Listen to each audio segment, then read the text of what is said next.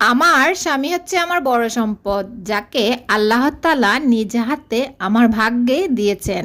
রাগ হলে কথা বলা বন্ধ করে দিতে পারবো, অভিমান করে দূরে সরিয়ে রাখতে পারবো, কিন্তু পৃথিবীর কোনো কিছুর বিনিময়ে আমি তাকে ছাড়তে পারবো না। মোট কথা, তার সাথে অভিমান করব, তার সাথে ঝগড়া করব, তার সাথে রাগ দেখাবো, কিন্তু তাকে ছাড়া এই পৃথিবীতে আমি এক মুহূর্তও থাকতে পারবো না। হুম। আমার স্বামী হচ্ছে আমার বড় সম্পদ, যাকে আল্লাহ তাআলা নিজ হাতে আমার ভাগ্যে দিয়েছেন।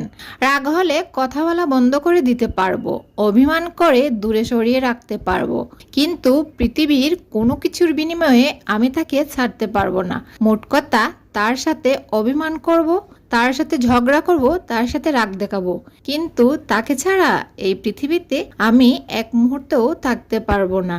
হুম।